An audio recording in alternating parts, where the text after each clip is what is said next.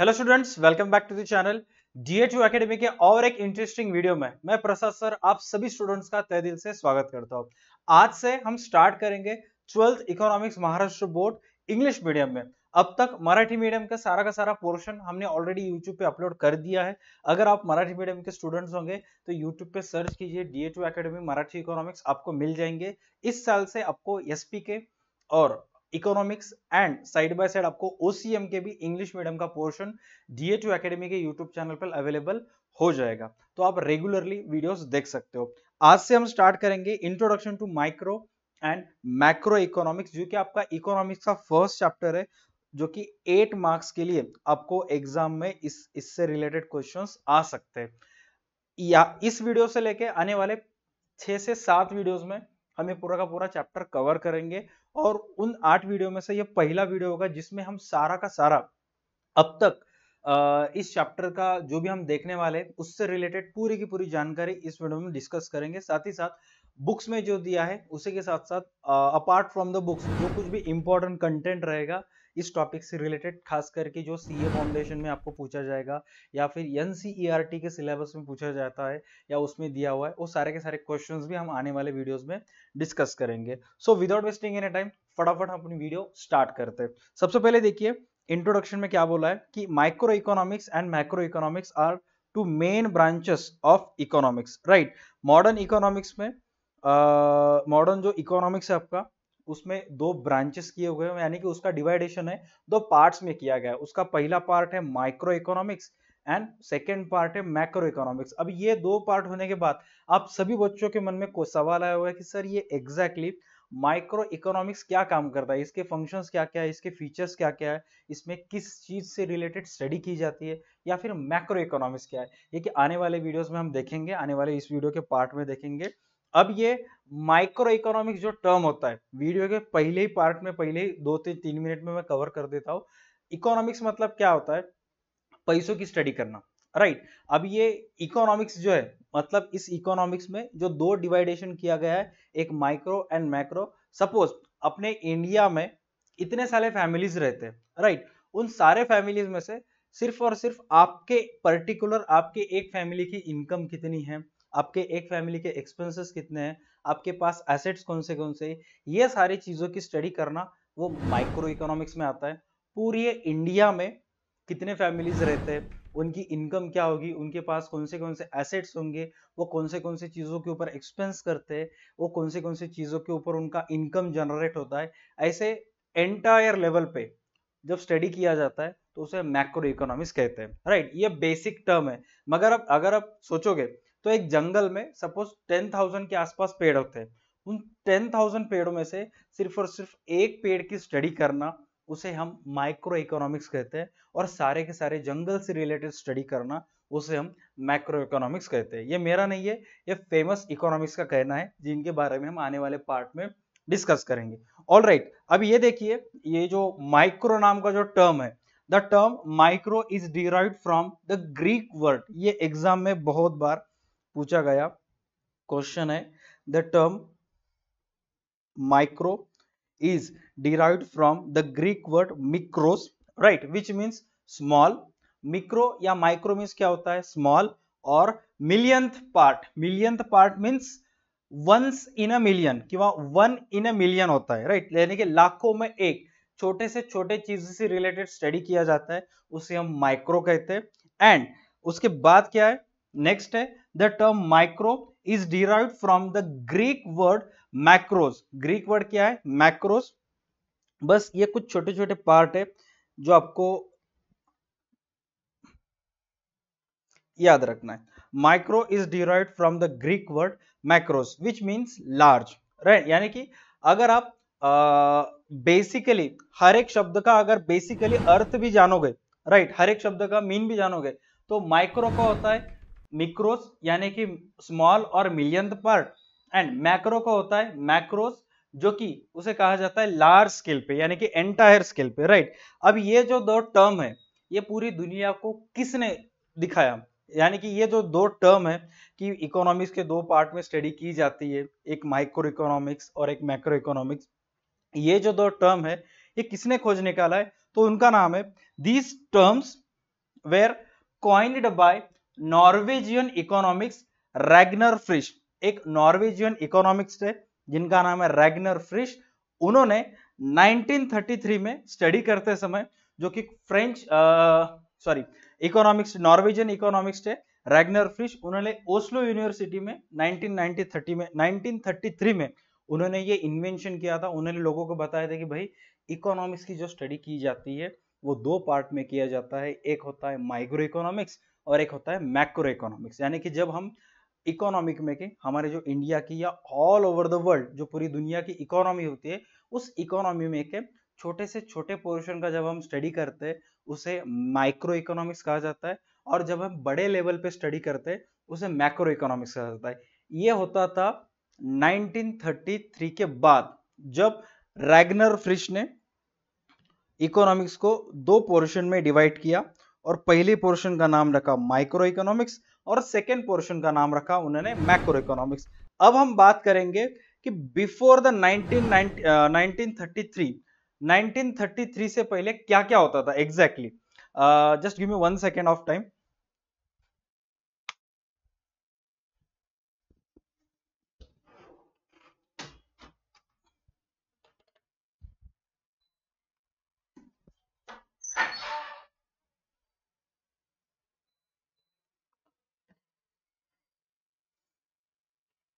आप सभी स्टूडेंट्स को वीडियोस के साथ साथ बेसिक आपको नोट्स भी मिलेंगे, राइट। कुछ ऐसे तरीके से नोट्स मिलेंगे ताकि आपको स्टडी में हेल्प हो जाए, राइट, आपको थोड़ा सा बेनिफिट हो जाए।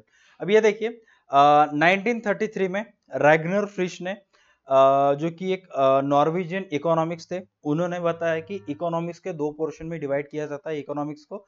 जो भी किसी भी कंट्री की इकोनॉमी हो, पहला पोर्शन होता है माइक्रो इकोनॉमिक्स, सेकंड होता है मैक्रो इकोनॉमिक्स। ये जो दो टर्म है माइक्रो एंड मैक्रो, किस टर्म से, किस फ्रेंच लैटिन ग्रीक वर्ड से आया?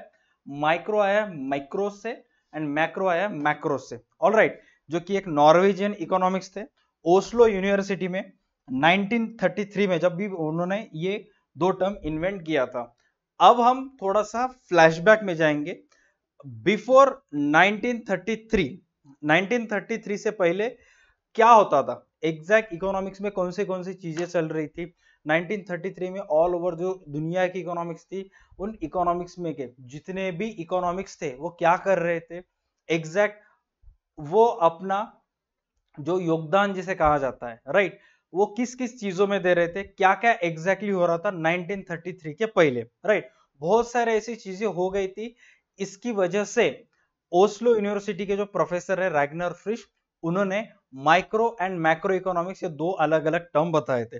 देखिए सबसे पहले क्या बोला गया है यहाँ पे, micro economic analysis was developed first and traditional approach by classical economics such as Adam Smith, David Ricardo, J.S. Mill।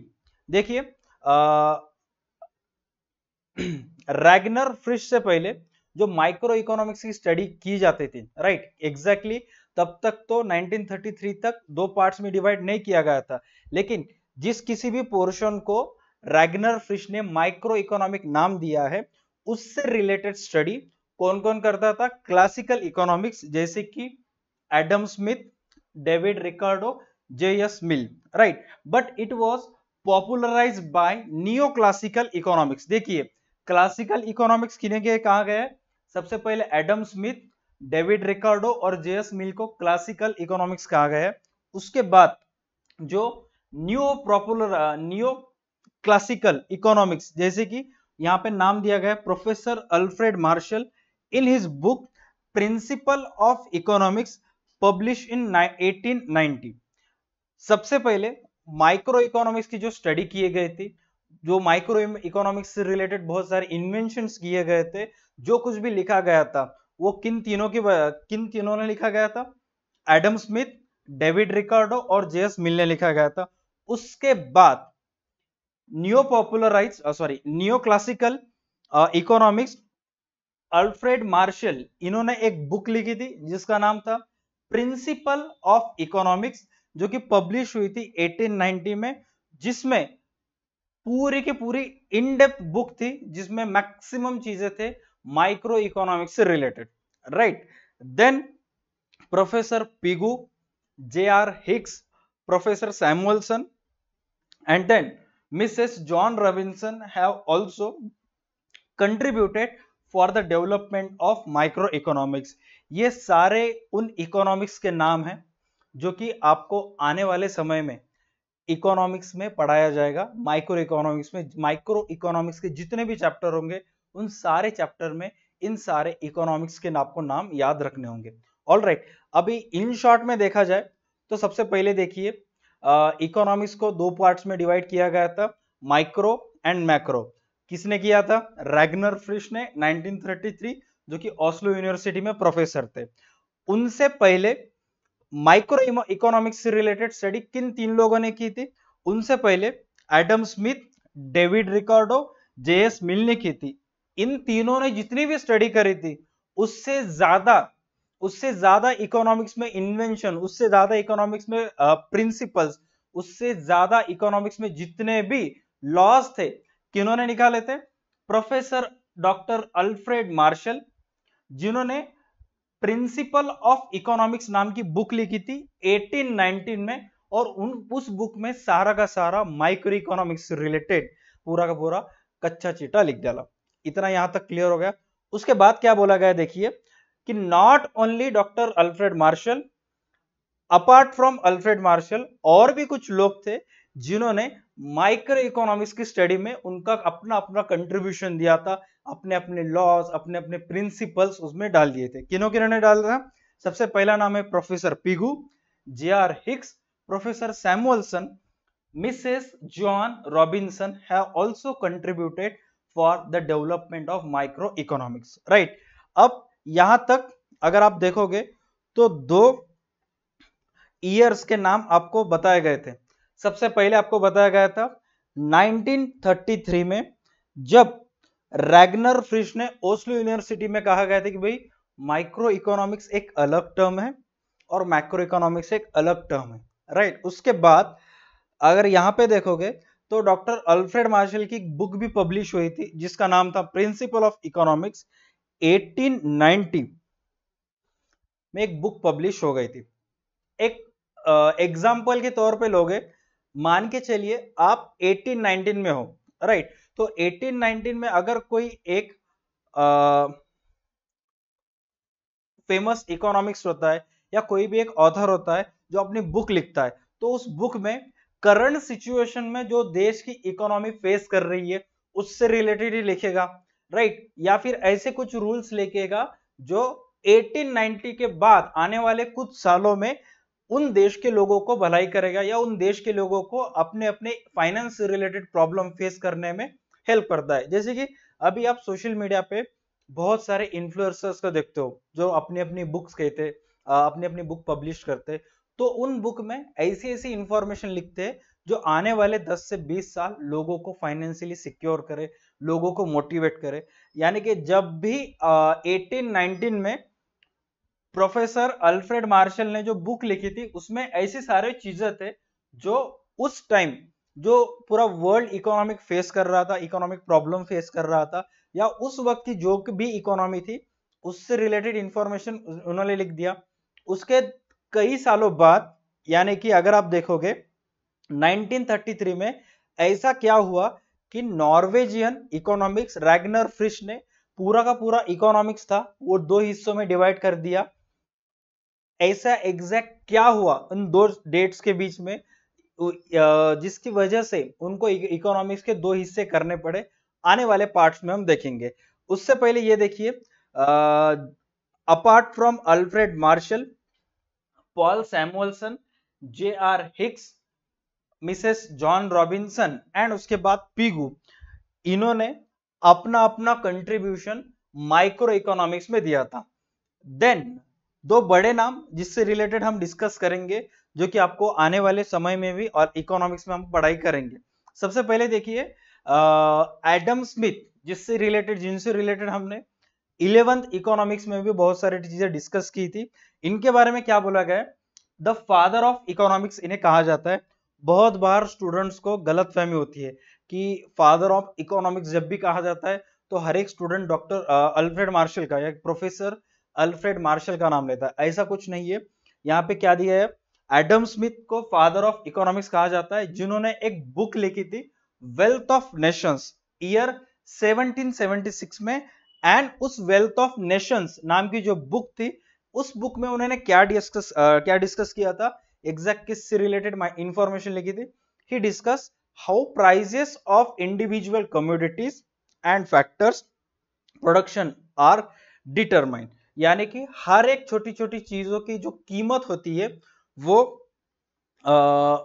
Production यानी कि उत्पादन कैसे डिसाइड करती है, इससे रिलेटेड उन्होंने इंफॉर्मेशन लिखी थी। यानी कि प्राइजेस की कंपैरिजन उन्होंने प्रोडक्शन से रिलेटेड की थी। And then doctor Alfred Marshall का नाम आता है, जिनको real architect of micro economics कहा जाता है। Real architect of micro economics, जिन्होंने बुक लिखी थी principle of economics 1890, right, principle of economics 1890 में उन्होंने बुक लिखी थी, जिससे रिलेटेड हमने ऑलरेडी डिस्कस किया है। ये सब चीजें, ये सब फेसेस थे related to micro economics. Micro economics क्या है, हमारे इकोनॉमिक्स में मिलियंथ पार्ट की स्टडी करना, यानी कि पूरी की पूरी इकोनॉमिक्स है, पूरी की पूरी जो देश की इकोनॉमी है, उस इकोनॉमी में का छोटे से छोटे पोर्शन की स्टडी करना, उसे माइक्रो इकोनॉमिक कहा जाता है। जैसे कि वीडियो के पहले ही पोर्शन में मैंने आपको बताया था कि पूरा का पूरा एक जंगल है, पूरे जंगल में जितने भी पेड़ पौधे हैं, जितने भी बड़े बड़े झाड़े हैं, उन सारे ट्रीज में से सिर्फ और सिर्फ एक ट्री की स्टडी करना उसे माइक्रो इकोनॉमिक्स कहा जाता है, और पूरे के पूरा जंगल का स्टडी करना उसे मैक्रो इकोनॉमिक्स कहा जाता है। अब ये सारी चीजें, ये सारे नाम जो अभी मैंने डिस्कस किए, वो सारा का सारा पोर्शन आता है रिलेटेड टू माइक्रो इकोनॉमिक्स। अब हम डिस्कस करेंगे अबाउट मैक्रो इकोनॉमिक्स, राइट। अब यहाँ पे क्या क्या चीजें बोली गई, देखिए, macro economics is existed in the past before the micro economics, मतलब माइक्रो इकोनॉमिक्स के पहले ही मैक्रो इकोनॉमिक्स की स्टडी करना स्टार्ट कर मतलब चालू हो गया था। अब ये सवाल मैक्सिमम स्टूडेंट्स को कॉन्स्टेंटली आता है, सर 1933 में तो दो इकोनॉमिक्स को दो पार्ट में डिवाइड किया गया था, माइक्रो एंड मैक्रो, राइट। जब रैगनर फ्रिश ने, ध्यान से सुनिए, जब रैगनर फ्रिश ने 1933 में इकोनॉमिक को दो पोर्शन में, दो पार्ट्स में डिवाइड किया गया था, तो उन पार्ट में उन्होंने लिखा था कि कौन सी ऐसी चीजें हैं जो मैक्रो इकोनॉमिक्स में आती है और कौन सी चीजें जो माइक्रो इकोनॉमिक्स में आती है। चीजें तो पहले से ही हो रही थी, लेकिन उसके बाद लोगों को पता चला कि भाई जो काम हम कर रहे हैं वो मैक्रो इकोनॉमिक्स में आता है, जो काम हम कर रहे थे वो माइक्रो इकोनॉमिक्स में आता है। उसके बाद उसको सॉर्टिंग करना स्टार्ट कर दिया। पढ़ाई तो हम पहले से ही कर रहे थे, लेकिन मैक्सिमम स्टूडेंट को पढ़ाई करने के बाद आता है, अच्छा जो वीडियो मैं देख रहा हूँ वो एसपी का नहीं, वो इकोनॉमिक्स का है। अच्छा, जो वीडियो मैं देखने वाला हूँ उसके बाद वो इकोनॉमिक्स का फर्स्ट चैप्टर का है। मतलब काम तो पहले से चल रहा था, लेकिन हर एक काम को उन्होंने कैटेगराइज करा था। कुछ कुछ काम उन्होंने माइक्रो इकोनॉमिक्स में डाल दिए थे और कुछ कुछ काम मैक्रो इकोनॉमिक्स में डाल दिए थे। जैसे कि उन काम को कैटेगराइज करने के बाद ऐसा पता चलता है कि बाबा ये जो काम हम कर रहे थे मैक्रो इकोनॉमिक्स में, जिसके हम स्टडी करने वाले हैं, वो तो ऑलरेडी माइक्रो से पहले किया गया था। देखिए क्या बोला है, micro economics is existed in the past before micro economics, मतलब माइक्रो की स्टडी से पहले ही मैक्रो की स्टडी उन्होंने सबने स्टार्ट कर दी थी। In the 16th and 17th century mercantilist a group of English merchants, देखिए इंग्लिश मतलब अगर आप मैक्सिमम लोगों को बोलोगे इंग्लिश पीपल वगैरह, तो हर एक जन बोलता है कि अंग्रेज वगैरह होगा, राइट।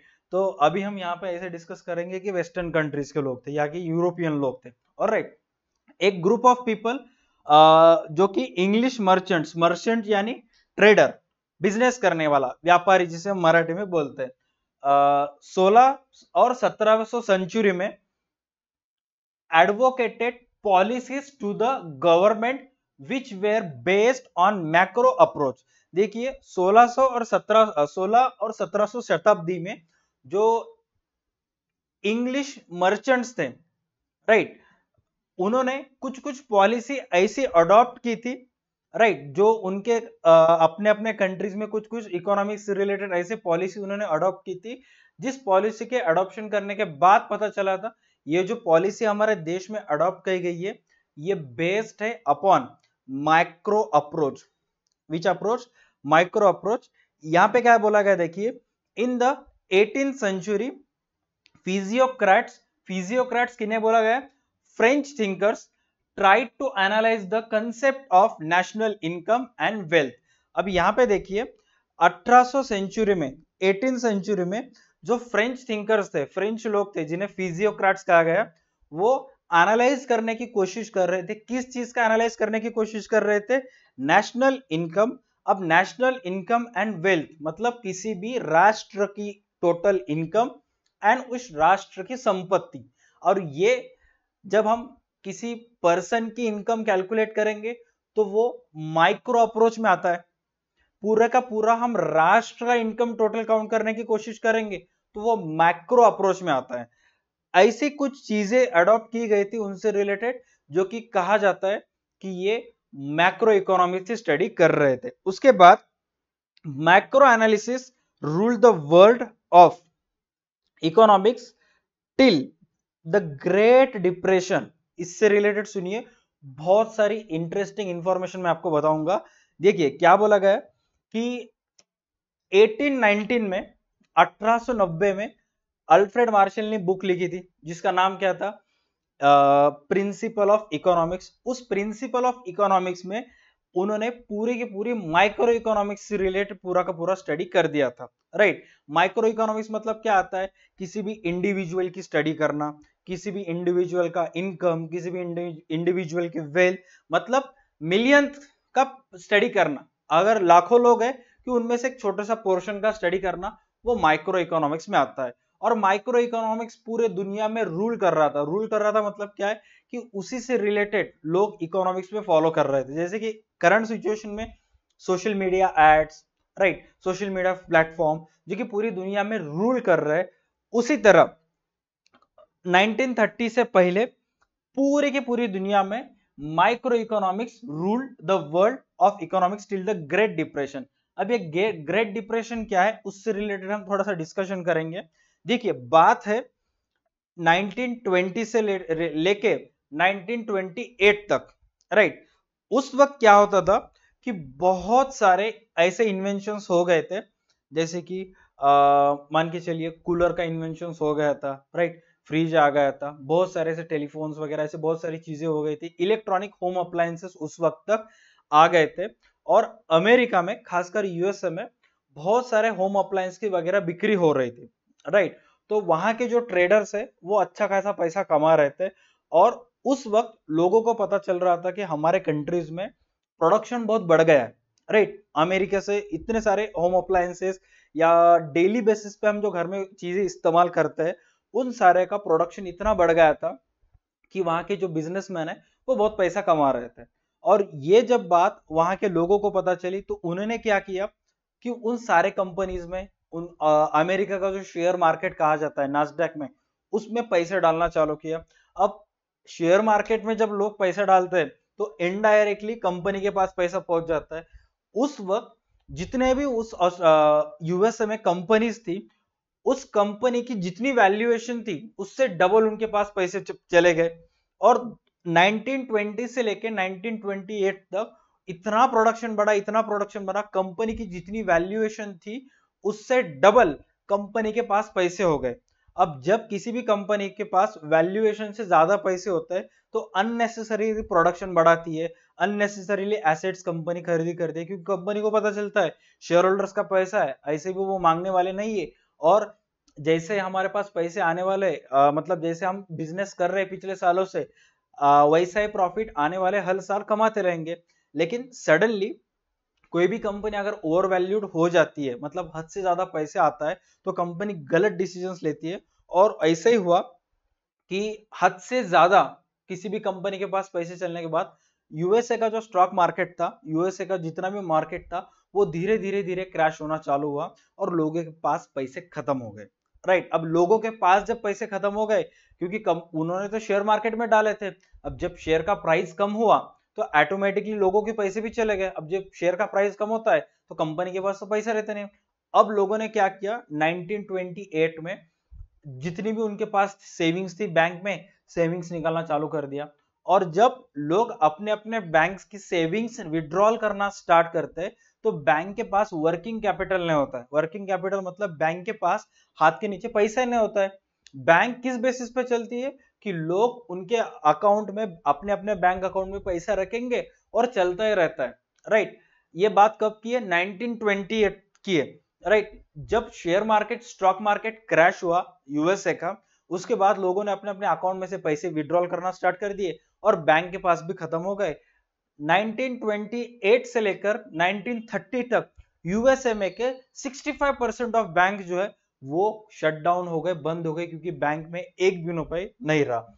अगर आप स्टॉक मार्केट के प्राइजेस की बात करोगे तो यूएसए में एक कंपनी है जनरल मोटर्स, उस कंपनी की स्टॉक की प्राइस 1929 में $90 थी, राइट। 1929 में $90 थी, जो कि क्रैश होने के बाद सीधा पहुंच गई 1930 में $10, राइट। इतना यूएसए का जो स्टॉक मार्केट है वो गिर गया था। और पूरे के पूरे 8 साल, यानी कि 1928 से लेकर 1936 तक ये पूरा कंटिन्यूस चलता रहा। पूरा का पूरा स्टॉक मार्केट बंद, लोगों के पास पैसे नहीं है। बहुत सारे ऐसी चीजें हो रही थी, जैसे कि आप सभी लोगों ने लॉकडाउन में फेस किया होगा कि नॉर्मल लाइफ, हमारा जो नॉर्मल लाइफ होती है वो ऐसे हम जी नहीं पाते, हमको एडजस्ट वगैरह करना पड़ता है। ऐसा पूरा सिचुएशन 1928 से लेके 1936 तक यूएसए ने फेस किया। और उस जो 6 इयर्स का या 8 इयर्स का जो भी पोर्शन है, उस 6 इयर्स या 8 इयर्स का जो भी ड्यूरेशन है, उसे द ग्रेट डिप्रेशन कहा जाता है। क्योंकि उस वक्त, उस 8 इयर्स और 6 इयर्स के ड्यूरेशन में बहुत सारे ऐसे फैमिलीज थे जो फाइनेंशियली वीक हो गए, बहुत सारे ऐसे लोग थे जो डिप्रेशन में चले गए, बहुत सारे ऐसे बिजनेस थे, बैंक्स थे, स्टॉक मार्केट में ट्रेड करने वाले ट्रेडर्स, इन्वेस्टर्स थे, जिन्होंने अपना पूरा पैसा गवा दिया था। इसलिए उस दौर को द ग्रेट डिप्रेशन कहा जाता है। और उसी वक्त जो नॉर्वेजियन प्रोफेसर थे, ऑस्लो यूनिवर्सिटी में स्टडी करने वाले, वो इन सब चीजों को बारीकी से देख रहे थे, वो इन सब चीजों को अच्छे तरीके से स्टडी कर रहे थे। और उस वक्त यानी कि 1933 में उन्होंने डिसाइड किया कि अगर आपको अपने कंट्री की इकोनॉमी स्ट्रांग करनी है, अगर आपको देश की इकोनॉमी मजबूत करनी है, तो आपको दोनों ही स्टडी करने पड़ेंगे। जैसे कि एक इंडिविजुअल की जैसे आप स्टडी करते हो, एक इंडिविजुअल का इनकम कितना है, एक इंडिविजुअल का एक्सपेंस कितना है, एक इंडिविजुअल के पास कितने कितने एसेट है, साइड बाय साइड आपको एक देश के पास कितना पैसा है, देश के पास कितना एसेट्स है, देश का कौन से चीजों के ऊपर एक्सपेंस करता है, एक देश का नेशनल इनकम क्या होता है, एक देश का एक्सपेंसेस क्या होता है, वो आपको स्टडी करना पड़ेगा। अदरवाइज आपके देश की इकोनॉमी भी जो है वो ऐसे संकट में आती है जैसे यूएसए के आई थी। और उस वक्त जब ग्रेट डिप्रेशन चल रहा था, उसके 3 सालों बाद नॉर्वेजियन इकोनॉमिक्स रैग्नर फ्रिश ने इकोनॉमिक्स को 2 पोर्शन में डिवाइड किया। अगर आप एक इंडिविजुअल की स्टडी करते हो तो वो आता है माइक्रो इकोनॉमिक्स में। अगर आप एंटायर देश का पूरा एक नेशन की स्टडी करते हो तो आता है मैक्रो इकोनॉमिक्स में। जब आप एक इंडिविजुअल पर्सन कौन से प्राइस पे चीजें लेता है, कौन से प्राइसेस पे सप्लाई करता है, इसकी स्टडी करते हो तो वो आता है माइक्रो इकोनॉमिक्स। और जब एक देश में जब प्रोडक्शन होता है, राइट, देश कौन सी चीजों के ऊपर पैसे खर्च करता है कि नहीं, ऐसा एंटायर लेवल पे जब आप स्टडी करते हो तो वो आता है मैक्रो इकोनॉमिक्स में, जो कि रैग्नर फ्रिश ने डिवाइड किया था द ग्रेट डिप्रेशन के बाद। Done, right. अब उसके बाद यहां पे क्या बोला गया देखिए, आफ्टर द ग्रेट डिप्रेशन, यहां पे क्या बोला है देखिए, आफ्टर द ग्रेट डिप्रेशन मतलब 1933 या 1930 के बाद Lord John Keynes publish his famous book general theory of employment, interest and money in 1936, right. 1933 में उन्होंने इकोनॉमिक्स को 2 पोर्शन में डिवाइड किया ग्रेट डिप्रेशन के बाद। और उसी के बाद 3 सालों बाद इन्होंने एक बुक लिखी जिसका नाम था Lord John Keynes published his famous book General Theory of Employment, Interest and Money in 1936. The credit for development of macroeconomics goes to Lord Keynes. देखिए, इससे पहले जो माइक्रो इकोनॉमिक्स का मेजर क्रेडिट गया था अल्फ्रेड मार्शल को, उसी तरह मैक्रो इकोनॉमिक्स का मेजर क्रेडिट जाता है जिसने डेवलप किया था मैक्रो इकोनॉमिक्स। बहुत सारे ऐसे ऐसे लॉज इसमें निकाले थे जिनका नाम है Lord Keynes. Besides Lord Keynes और भी कुछ इकोनॉमिक्स थे जिन्होंने मैक्रो इकोनॉमिक्स की स्टडी की थी। उनका नाम माल्थस, विस्केल, उसके बाद Walras, Irving Fisher are the other economics who have contributed to the development of macro economics. Right, ये सारी चीजें अराउंड आपको इस वीडियो में एग्जैक्ट पता चल गया होगा कि माइक्रो इकोनॉमिक्स क्या है, मैक्रो इकोनॉमिक्स क्या है, इन दो इकोनॉमिक का डिवाइडेशन दो पोर्शन में क्यों हुआ, माइक्रो और मैक्रो, ये सारी चीजें आपको I hope understood, under learning आपने किया होगा अच्छी तरीके से। इसके नेक्स्ट वीडियो पोर्शन में, इस वीडियो के नेक्स्ट पार्ट में हम डिस्कस करेंगे about definitions of micro economics and और भी कुछ चीजें माइक्रो इकोनॉमिक्स से related. Alright, I hope you like the video. अगर वीडियो अच्छा लगा है तो वीडियो को लाइक, चैनल को सब्सक्राइब कीजिए। मिलते हैं नेक्स्ट वीडियो में, तब तक के लिए देखते रहिए YouTube channel DA2 academy. Tata bye bye, take care and stay connected.